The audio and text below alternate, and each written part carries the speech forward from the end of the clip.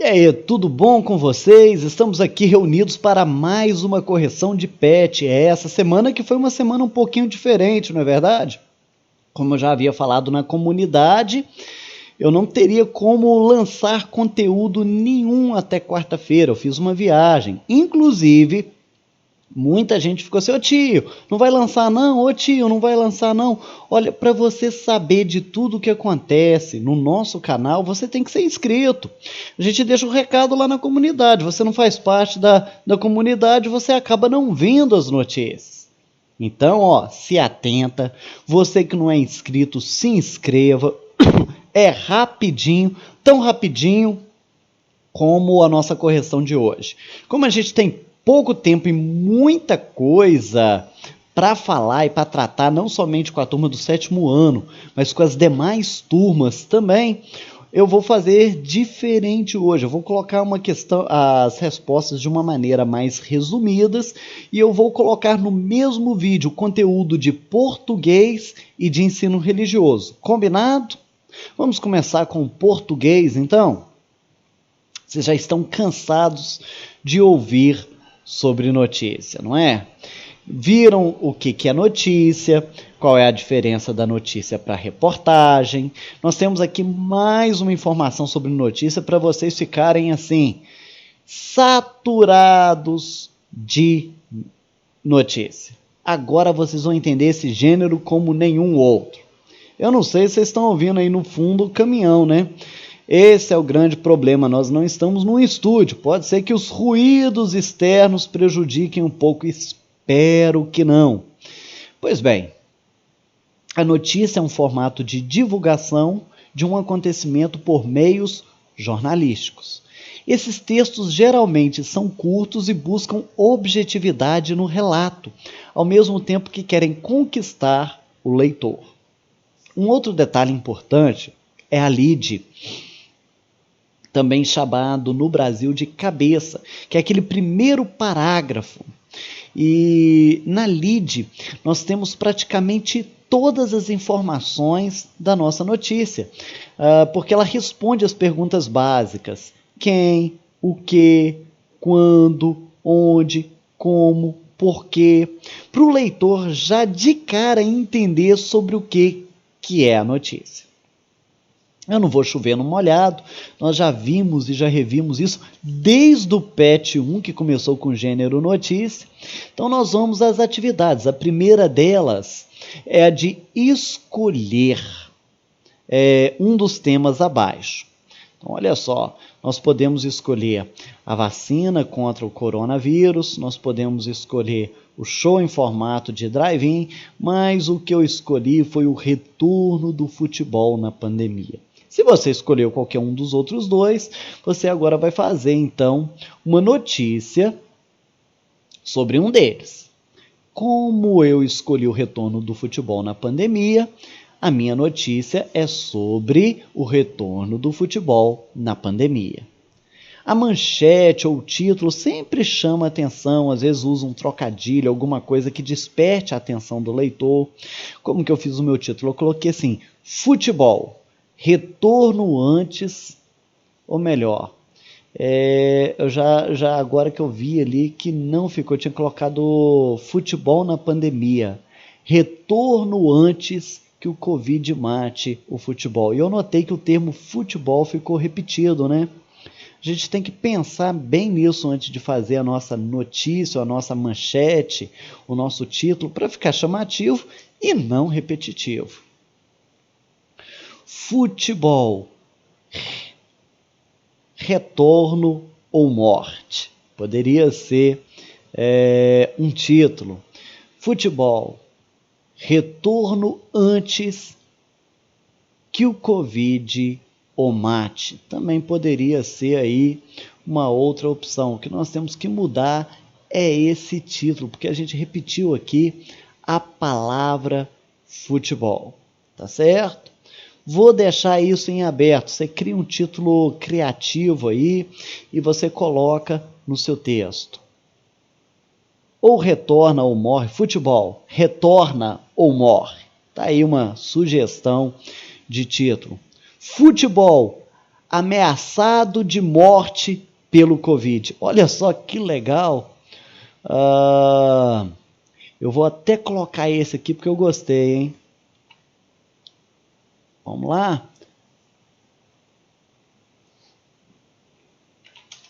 O futebol.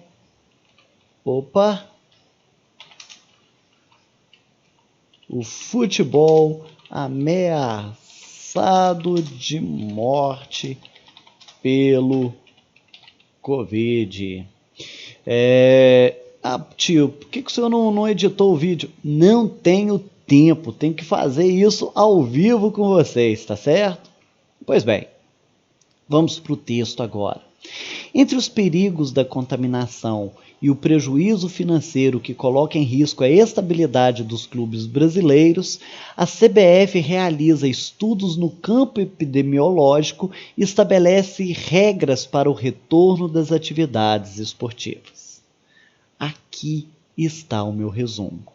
Então, eu estou falando tanto do perigo da contaminação, mas também do prejuízo financeiro, a situação difícil que os clubes brasileiros estão enfrentando, e aí a CBF, então, estudando essa questão e estabelecendo regras para que o futebol retorne, atendendo essas duas preocupações. De um lado, o perigo da contaminação, mas por outro, o perigo da falência dos clubes de futebol. Continuando a nossa notícia. Só um detalhe, gente. Na notícia eu não vou colocar a minha opinião, eu simplesmente vou transmitir um fato, tá certo? Então vocês vão notar aqui que a minha escrita é um pouco mais objetiva. Por conta da pandemia, o futebol permanece sem suas atividades desde o último mês de março, com as partidas e campeonatos adiados até que seu retorno seja feito em segurança. Com o passar dos meses, o reflexo da paralisação começou a ser sentida nos cofres dos clubes brasileiros, que têm de arcar com salários altos sem nenhum retorno financeiro significativo. Mesmo diante de alguns acordos trabalhistas com redução de salário, a baixa das entradas vinda com as receitas do sócio-torcedor, da bilheteria, dos direitos de transmissão e dos patrocínios ameaça alguns clubes à falência. Por outro lado, uma das medidas de segurança adotadas mundialmente nessa pandemia é o isolamento, que determina que não haja aglomerações de pessoas a fim de que o vírus não se espalhe. Os casos de contaminação, segundo as estatísticas da Organização Mundial de Saúde, vêm crescendo a cada dia, acompanhada do número de mortes e falta de uma estrutura capaz de atender o crescente número de casos. Diante disso, a CBF pronunciou-se dizendo que, após séria análise dos riscos e estudo de medidas preventivas e eficazes contra a disseminação e contágio do vírus, dá parecer favorável ao retorno das partidas de futebol, caso os órgãos públicos responsáveis sejam favoráveis. Para o retorno, a federação se baseou em protocolos internacionais e instituiu regras rígidas de controle epidemiológico. Os estádios em que as partidas estão sendo realizadas foram divididos por zonas, cada uma com um número máximo de pessoas permitidas e exigências específicas designadas. Além disso, todos os que estiverem envolvidos em uma partida devem ser testados antes do confronto e o uso de máscara é obrigatório, exceto para os atletas durante o jogo. Torcedores ainda não poderão comparecer aos estádios, contudo, os clubes ainda poderão faturar com as cotas de transmissão da TV e o patrocínio, que concedem um respiro aos clubes. Vou acrescentar aqui.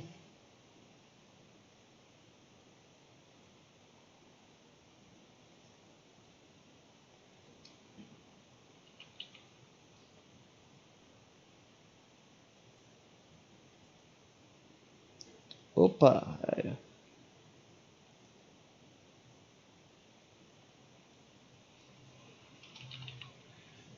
Ok.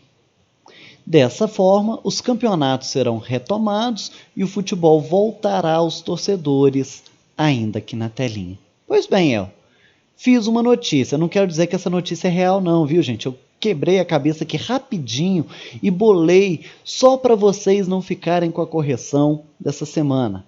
Só para dar assim uma luz, um pontapé inicial para o texto de vocês. Combinado?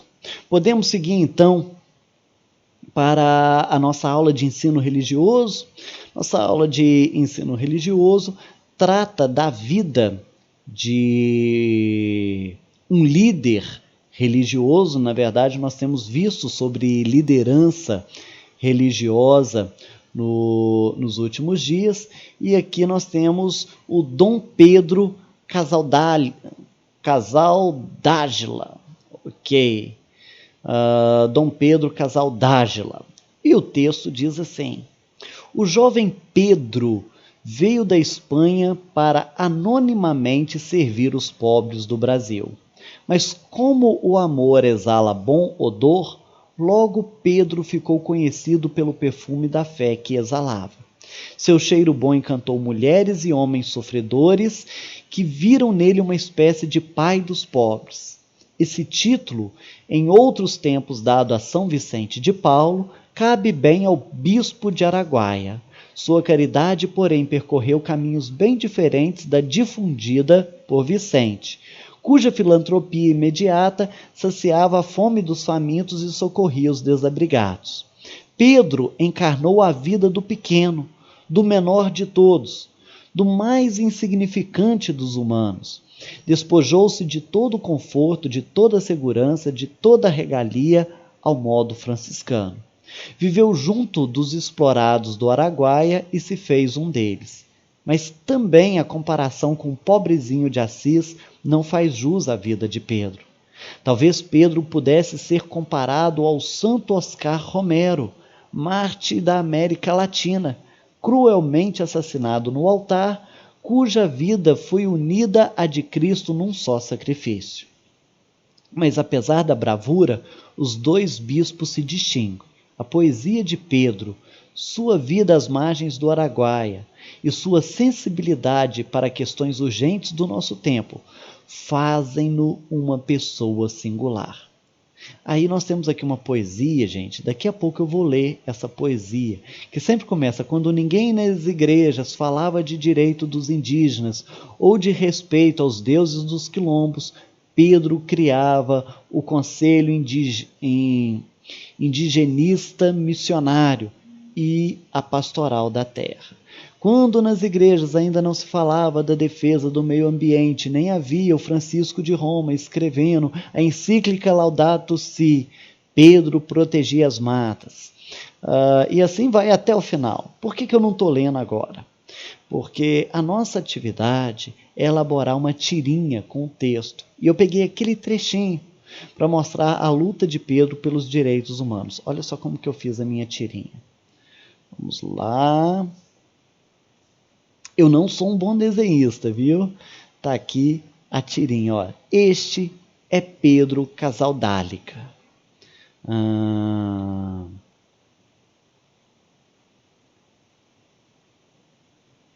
Vamos falar então sobre o Pedro Casaldálica. Aí lembra quando eu falei daqueles trechinhos? Quando ninguém blá blá blá blá blá, o Pedro fazia isso? A minha tirinha é isso, olha só. Quando ninguém nas igrejas falava de direitos dos indígenas, Pedro criava o Conselho Indígena. Quando nas igrejas ainda não se falava de defesa do meio ambiente, Pedro protegia as matas, os bichos e toda a espécie de vida. Quando nas igrejas ainda não se falava da maldição do garimpo e da indústria, Pedro levantava sua voz, nos advertindo dos perigos de exaurir a terra, de derrubar as matas e de poluir os rios. Faltou aqui. Próximo. Quando nas igrejas não se falava ainda da falência do modelo econômico capitalista, Pedro sonhava com um mundo fraterno, no qual o dinheiro não era o senhor. Na verdade, Pedro, sim, foi sempre a igreja. Tá vendo? Então eu criei a tirinha. é uma sugestão para vocês. Ó, vou colocar aqui, vou pausar. Você pausa aí no seu vídeo também. Agora, aqui, da mesma forma, lembrando que a tirinha são quadrinhos que vêm geralmente numa tira. É uma historinha bem pequena. Eu peguei os trechos daquela parte lá que eu não li para vocês. E vocês podem aplicar da mesma forma. Beleza? Número 2. Que mensagem você gostaria de deixar para os seus colegas? Eu fiz a seguinte mensagem. Vamos valorizar, incentivando-os a conhecer e defenderem os direitos humanos. É a mensagem de cada um, gente. Você vai colocar a sua, eu coloquei a minha. Ô tio, tem que ser igual? Claro que não. Tá bom? Como eu fiz a minha? Vamos valorizar o que nos une e deixar o que nos separa. Vamos enxergar o que nos assemelha e não enfatizar o que nos distingue. Independente de cor, credo, ideologia, somos todos humanos. O que faltou aqui? Faltou um ponto final ou um ponto de exclamação. Beleza. Atividade de número 3. Complete cada letra com palavras relacionadas ao que estudamos nesse ciclo. Está dizendo ali que o total é de 20 palavras, mas na verdade nós temos 18 palavras no nosso PET. Você vai colocar palavras, não precisa justificar o porquê delas. Eu coloquei aqui com a letra P, participação, porque a liderança está ligada à participação. Ele tem que envolver as pessoas a participarem de alguma causa. Religiões, não precisa nem falar, né? É uma palavra-chave do ensino religioso. Nós estudamos diferentes tradições religiosas, diferentes religiões, o respeito entre as religiões. Com a letra D, eu coloquei a palavra dons, porque o líder ele exerce o seu dom. Assim como os profetas que nós temos naquele texto também usavam o dom que eles tinham. Com a letra H, homens. Não tem como ter uma liderança se nós não tivermos homens liderados, se nós não tivermos um grupo de pessoas. Tá certo? Na letra H também eu poderia ter colocado humanos, de direitos humanos. Letra E, empatia. Nós até estudamos sobre isso, o valor da empatia. Um bom líder, ele se coloca no lugar do outro.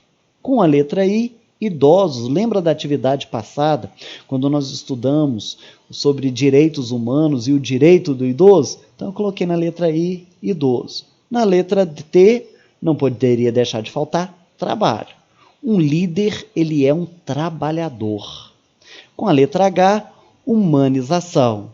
Com a letra F, filosofia. Afinal de contas, o que nós temos estudado nesse PET são religiões e filosofias de vida. Com a letra A, amor. É o que nós precisamos para desenvolver a empatia, o respeito, a tolerância. Com a letra T, um líder é aquele que sabe delegar tarefas. Com a letra S é aquele que tem sabedoria.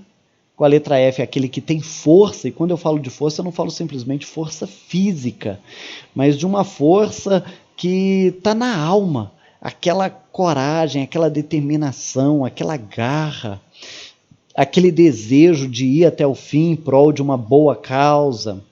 Letra J, o líder ele tem que lutar pela justiça, ele tem que promover a justiça, ele tem que divulgar a justiça, ele tem que denunciar tudo aquilo que não envolve justiça. Letra A, um líder tem que ter atenção, não somente atenção aos fatos, mas atenção às pessoas. Letra L, nós estamos falando de liderança, nós precisamos de um líder. Letra C, coragem e determinação. Já falei que são atributos de um líder, porque muitas vezes o líder ele vai em favor de uma minoria, ele está nadando contra a correnteza. Por isso a importância de coragem, e determinação. Dito isso, fechamos assim as nossas correções de português e ensino religioso, fizemos de uma maneira assim bem atropelada, bem rápida, sem tempo de corrigir nada, porque nós já estamos na quarta-feira e eu não queria prejudicá-los. Como eu falei no início, nós tivemos uma viagem, por isso fizemos essa correção só no dia de hoje. Até o próximo PET.